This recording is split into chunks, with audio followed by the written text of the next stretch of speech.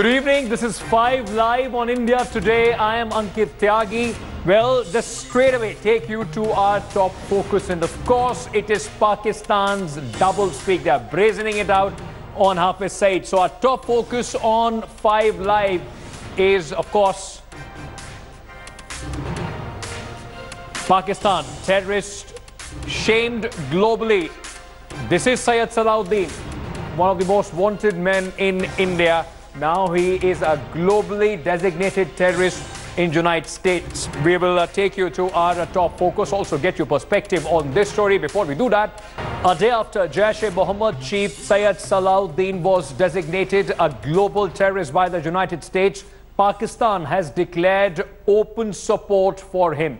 In a brazen statement, the Pakistan Foreign Ministry said it was unjust to call those helping in the Kashmir freedom struggle terrorists. The statement added human rights continued to be violated in Kashmir and Pakistan would continue to extend political, diplomatic and more support for the so-called struggle of the people of Kashmir. The United States had yesterday included Syed Salahuddin in its list of specifically designated global terrorists. The 71-year-old operates out of Pakistan-occupied Kashmir. According to the United States, Salahuddin has vowed to block any peaceful resolution to Kashmir conflict and threatened to train more Kashmiris as suicide bombers. एक जो बात चली है कि प्रधानमंत्री जी नरेंद्र मोदी जी जो कल वहाँ गए थे, आज की जो मीटिंग हुई है उसमें दोनों भी राष्ट्रों ने, अमेरिका भारत के राष्ट्राध्यक्षों ने यह तय किया है कि हम टेररिस्ट के खिलाफ में लड़ेंगे एक साथ मिलकर। तो ये अच्छा संकेत है और मुझे विश्वास है कि ऐसे निर्णय लेने से तो टेररिस्ट हमको रोक लगेगी। कोई सरकार, कोई पड़ोसी राष्ट्र, पाकिस्तान सरीका देश अगर ऐसे सलाहुद्दीन सरी के एक हाथ आतंकी के सहारे से भारत देश को हमेशा अस्थिर करने की कोशिश करता है तो इस पर रोक लगने का एक बहुत अच्छा परिणाम होगा। One good, a great beginning, but one alone. And having said that he's a global terrorist, can we see something actually happen on the ground? Will that have impact and affect some way in how Pakistan is dealt with? Or will a few weeks later and a few months later, Pakistan Prime Minister turn up in the US and then be given reassurances of some nature? I think we need to see some concrete things happen on the ground. In a massive blow to Pakistan, the United States State Department has designated the chief of Hizbul Mujahideen, Syed Salahuddin, as a global terrorist. The big announcement came in just hours before Prime Minister Narendra Modi and United States President Donald Trump's big meeting. Remember, India today was the first to report this exclusive and explosive news break.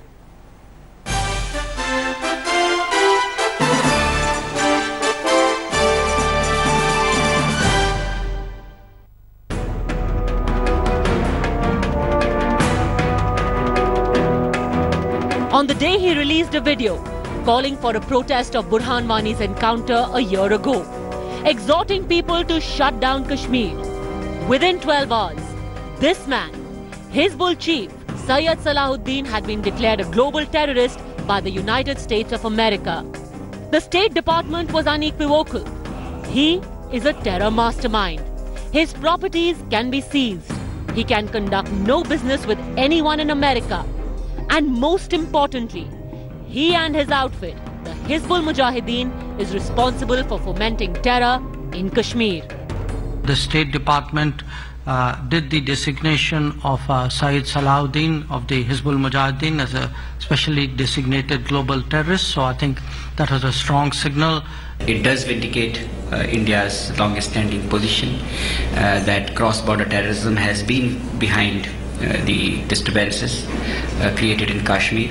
I think we would welcome this notification. The US State Department notice designating Syed Salahuddin a global terrorist very clearly says that in September 2016, Salahuddin vowed to block any peaceful resolution to the Kashmir conflict, threatened to train more Kashmiri suicide bombers and vowed to turn Kashmir Valley into a graveyard for the Indian forces. This also means that the US stands by India in India's war on Pakistan-sponsored terror in the Kashmir Valley.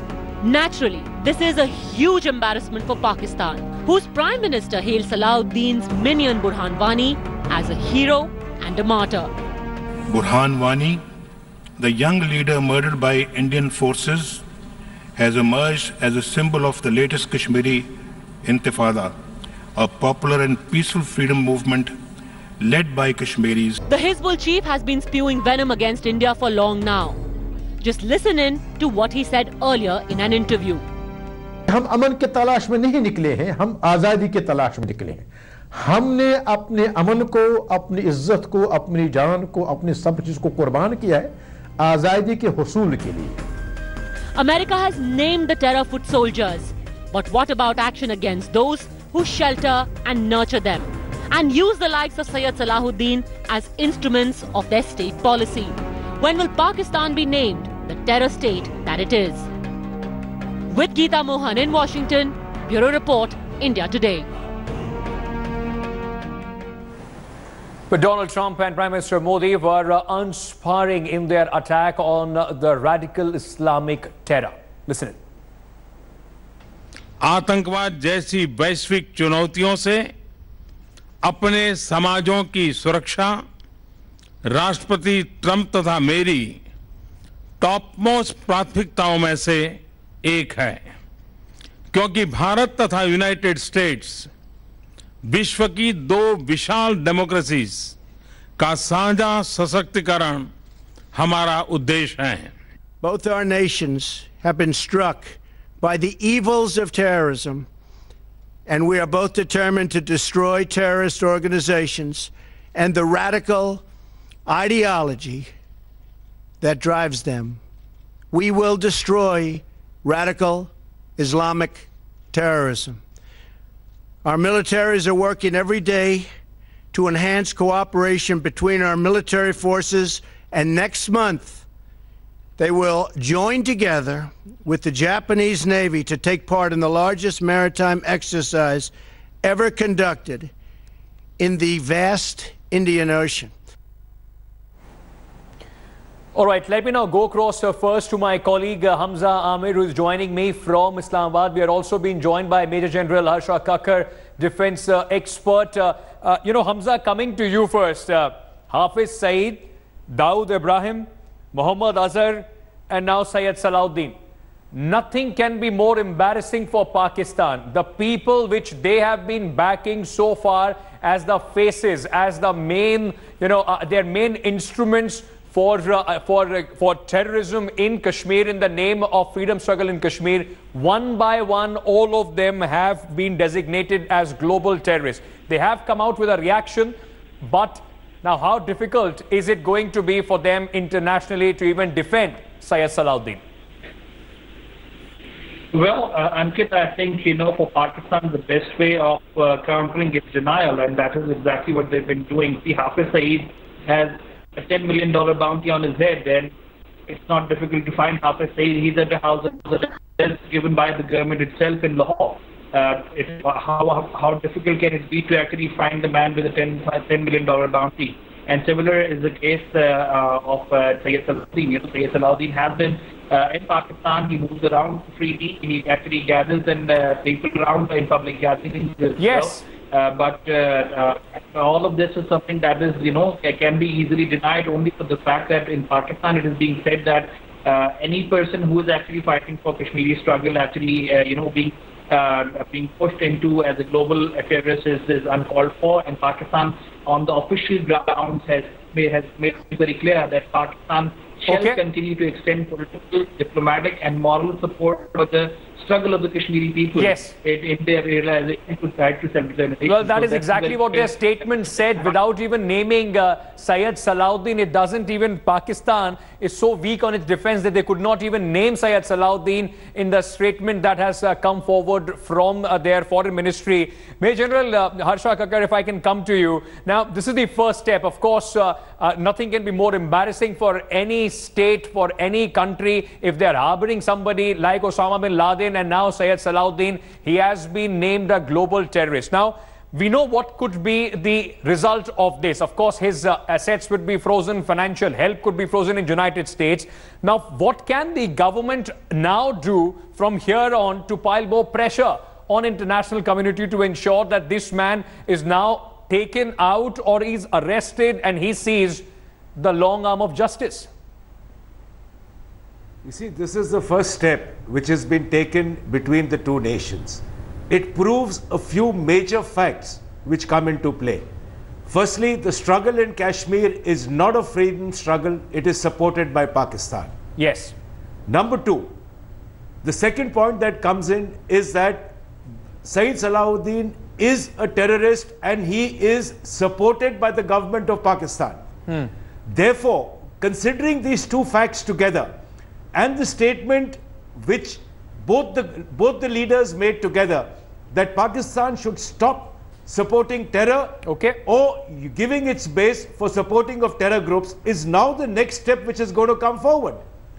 The US is going to apply pressure basically because of the Taliban and the Haqqani network. Along with it will be the pressure on the groups that are operating in India. Yes. This is the next stage which is going to come. And we have to be prepared that it's going to come soon. Absolutely. As the troop surge in the US is going to come up, the funds to Pak are going to get cut, the pressure is going to build, and you must remember, surrounding Pak are 4 nations. 3 of the 4 nations are accusing it of supporting terror. Absolutely. The world knows Pakistan today is a terrorist factory. The products of its terrorist factory is now being sent all across the globe. That's Incidents right. in America have Pakistani origin people. Same with UK. Absolutely. You know, Hamza, we're out of time. I would wanted to come to you, but as of now, we'll have to leave it there. Thank you so much for joining us. I request Major General Khakar to stay with us. The important thing to note here is that this indictment is not of Syed Salahuddin alone. It is of Pakistan, which has been saying that Kashmir struggle and the support that they give is legitimate. It is not. It is terrorism, and the entire world is now echoing the fact and the sentiment of India. Well, moving on, China continues to provoke India. 23 days after China denied Indian pilgrims entry to the revered Mansarovar shrine, it's now dared India again. In the latest, China has pinned the blame for the border tension on India and threatened India to withdraw troops from Sikkim sector or it won't allow the Kailash Mansarovar Yatra to go on. Meanwhile, Home Ministry is in fact right now in an important meeting to diffuse the tension along the India-China border.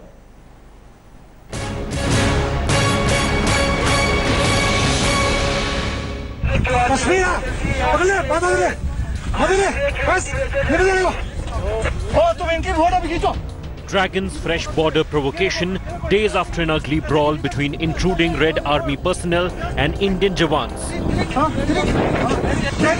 China played dirty.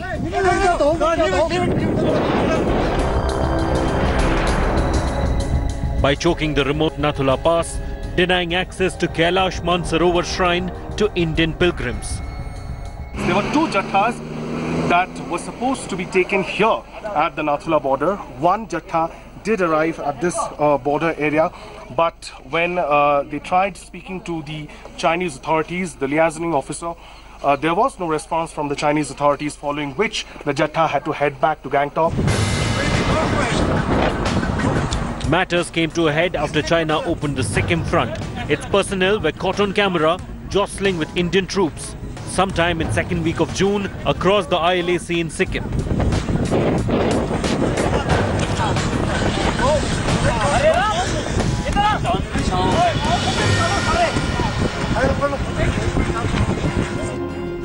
Beijing even issued an open threat to India, asking it to withdraw troops from Nathula if New Delhi wanted pilgrimage to Kailash shrine to continue. China's act of needling India came even as PM Modi was meeting US President Trump. The latest dare is a continuation of Chinese policy of containing India by bracketing it with Pakistan.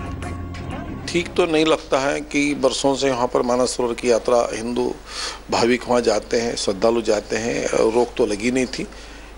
क्यों लगी है, क्या लगी है, उसकी पूछताछ चल रही है। Modi and Trump challenged China's maritime expansion plan by touching upon the South China Sea row. Beijing, which has logged in a series of face-off with neighbours, seems angrier than ever.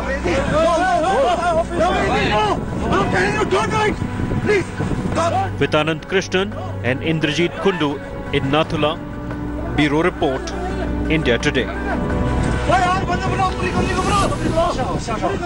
Okay, let me get a quick response from Major General Harsha Kakkar, who is joining us from Lucknow on this. Major General Kakkar, is it a new thing, or China is now, it's a ripple effect of the increasing bonhomie between Prime Minister Modi and President Trump? In fact, China's state media has gone ahead and said that if there is any interference of India in the Indo-Pacific Ocean, in the Indo-Pacific Sea, India will have to face catastrophic, consequences. Are they nervous?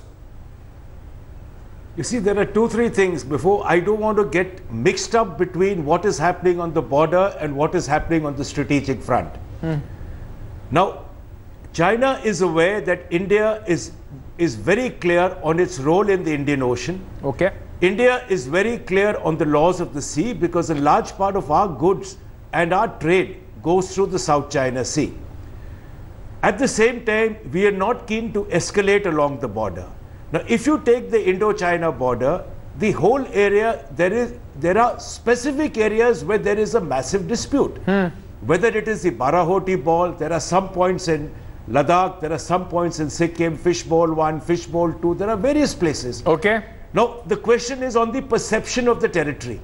Where we go, and when we land up there, we remove earlier markings, we leave our markings. If you notice one thing on the video that you've been seeing, there is nobody carrying weapons. That's right. It is only pushing and jostling, and it is only indicating that this is my line and he says it's my line. Now, that is a very good difference, because there are no weapons involved, there is nothing else. Now, when you look ahead, China is worried about Indo-US getting closer. Yes. The Indo-US-Japan exercise, which President Trump himself announced, that this is going to start shortly. Now, those are worries for China, because once we three get together and we start exercising in the South China Sea, there is immense pressure on the Chinese Navy, on the Chinese forces. All right. So definitely they will create incidents here to try and offset that. I will have to leave it there. Thank you so much, sir, for joining us with your expert view on that. In fact, Prime Minister Modi and Donald Trump's meeting, ripple effect being felt both on each side of our border in China and Pakistan. Okay, breaking news coming in. We are taking it on the bulletin. It's official now. Ravi Shastri is also applying for Team India's coach job. Ravi Shastri, who has previously done the role of the Team India director, is in fact back, and he's got the backing of Virat Kohli as well. Shastri is now the front runner for the top job. Remember, 5 candidates have already applied for the job.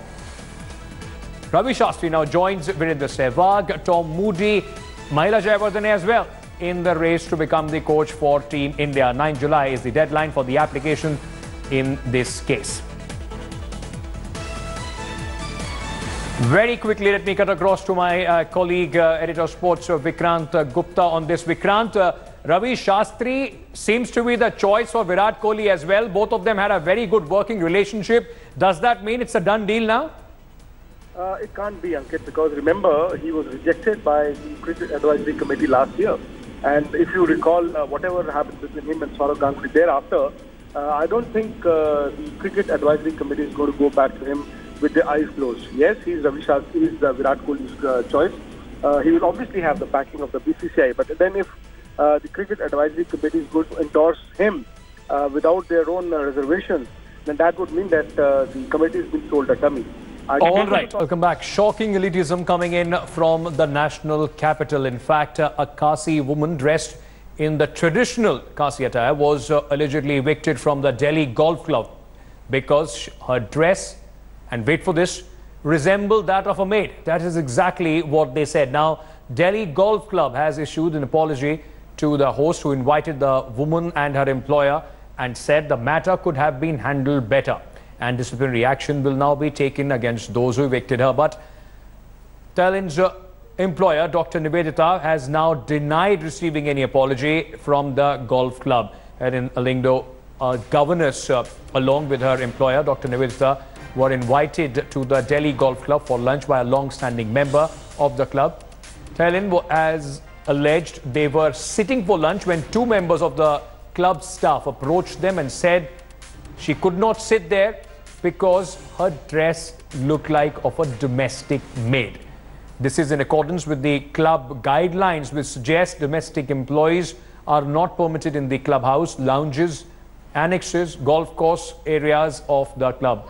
Well, Thailand's employer Nivedita later took to Twitter to express her outrage against the club's discriminatory and elitist policy. खराब लगा ये सब बात सुन के तो हम कुछ बोला भी नहीं, कुछ बोल ही नहीं पाए। मन खराब लगा, बहुत खराब लग गया, हम बहुत दुख लग गया ऐसे बात सुन के। तो हम चुपचाप मैडम का पीछे पीछे में चलता है, क्योंकि हम बहुत कहा भी गया था पहले, जितना रेस्टोरेंट गया, बड़ा बड़ा रेस्टोरेंट, बाहर भी गए, इंडिया का बाहर भी एक है, इंडिया का अंदर भी एक है, इतना बड़ा बड़ा रेस्टोरेंट गया, इतना बड़ा होटल गया, कोई हमको ऐसे बोलने वाला नहीं है। फर्स्ट टाइम हम सुना ऐसा तो हम बहुत खराब लगा अपना को, हमारा ड्रेस में क्या खराब लगा। और जेंट्स तो बहुत सुंदर ड्रेस, इतना पुराना ड्रेस भी है, ये तो बहुत लोग पहनते हैं इसको। हम अपना ड्रेस तो हमको पसंद लगा और अच्छा लगा, और दूसरा आदमी का ड्रेस तो हम पहनता भी नहीं, क्योंकि हम आता नहीं पहनने के लिए। अच्छा, आप यही पहनते आए? लंदन का भी हम एटू पहनता, यूरोप में गया भी एटू पहनता, जहाँ भी गया एटू पहनता। Our Meghalaya Chief Minister has said the incident of the Kasi woman being denied entry to a Delhi golf club is a case of racism and discrimination against a tribal lady. He also asked all of the Indians to come together and unite on this issue. Listen. I think we have been witnessing, these kind of incidents. It's not an incident in isolation. So therefore, this has definitely drawn the attention of all concerned. Particularly, it has drawn the concern of everyone, including the government and the people. Minister of State for Home, Kiran Rijiju, has also reacted to this Delhi club's elitism. Listen in. जो चीज़ें सामने में आई हैं बहुत ही निंदनीय और दुखद घटना है। मैंने दिल्ली पुलिस कमिश्नर को कहा है कि तुरंत इस चीज़ का देखा जाए और कार्रवाई भी होना चाहिए। और ये जो इन्होंने मुझे बताया गया कि कुछ क्लैरिफिकेशन देने का कोशिश किया, ये क्लैरिफिकेशन दे के इस चीज़ को ख़त्म करना कोई मतलब नहीं है। जो गलत काम किया है उसको गलत मानना चाहिए कि ये गोल्फ क्लब है और कोई जो है वो पूर्वोत्तर के हैं या कोई नेपाली है जिसका कपड़ा को देख करके सोचते कि तुम नौकर हो, क्या कपड़े से आप तय करेंगे क्या कौन नौकर है। इस तरह का सोच विचार रखने वाला हिंदुस्तान में जो भी लोग हैं अपना सोच को बदलना चाहिए। Strong words coming in there from the minister as well. Now joining me on the broadcast is my colleague Pooja Shali, and also in the studio with me Sani Tayang. She's an activist who is in fact been speaking about these issues. Pooja, very quickly coming to you first, the Chief Minister had some very strong words. Now, are we going to see some action against the Delhi Golf Club? Because this is not the first time a club like that in the national capital, has been accused of racism.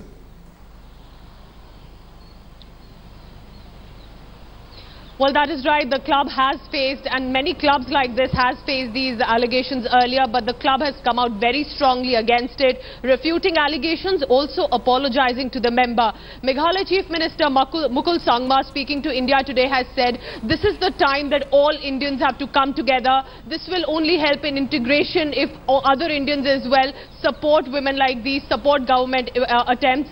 And with Kiran Rijiju also jumping into it and saying that that cognizance will be taken, and the Chief Minister also reacting, clearly means that the issue is going to furthermore escalate in the next few hours, Ankit. Pooja, stay on with me.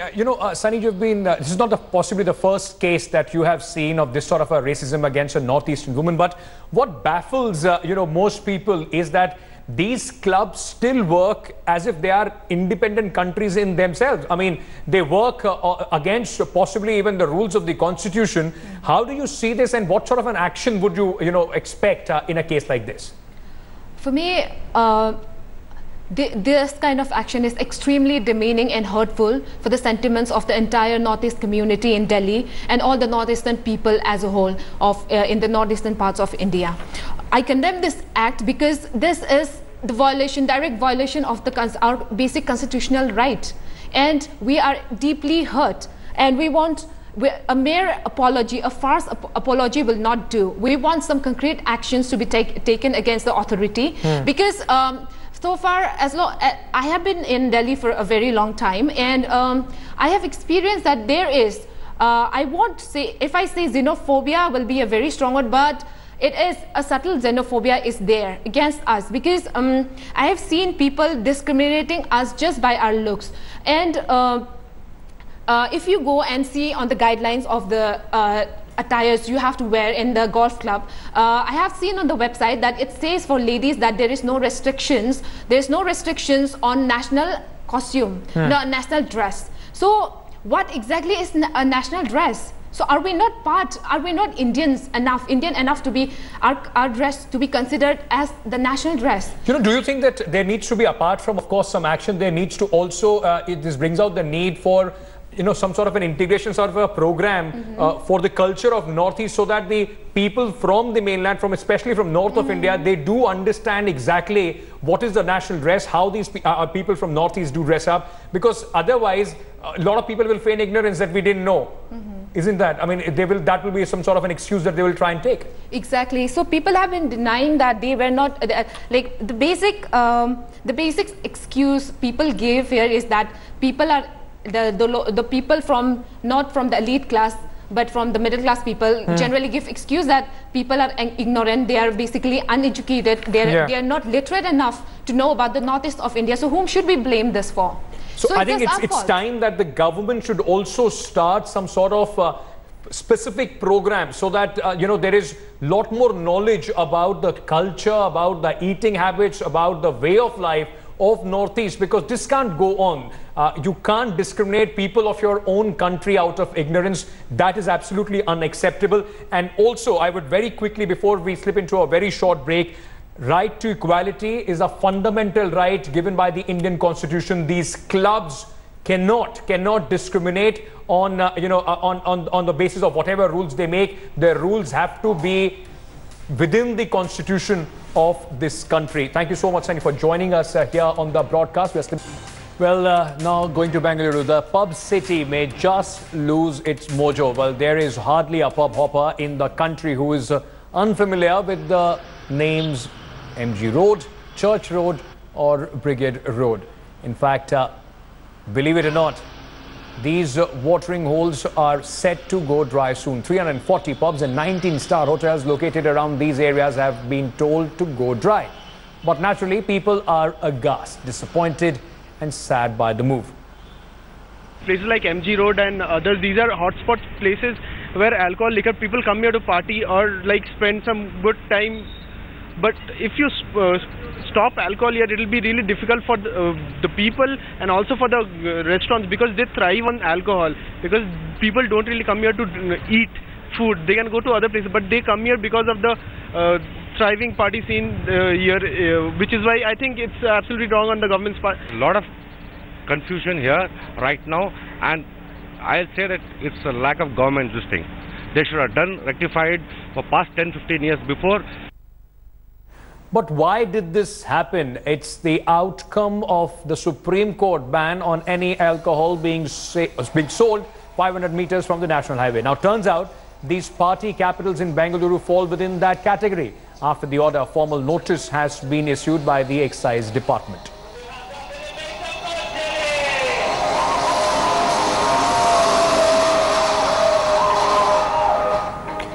All right, now let me go across to Mr. N.A. Harish. He's the spokesperson of the Congress and also the MLA in whose area these pubs, actually most of them fall. Also, we are being joined by Deputy Editor Rohini Swami. She is at a pub right now. Possibly, Rohini, last few days for you to enjoy that pub culture, the pub, the entire atmosphere there, because Mr. Harish, it seems the government has been completely sleeping on this. There are so many people whose livelihood will be affected. There are so many, youngsters.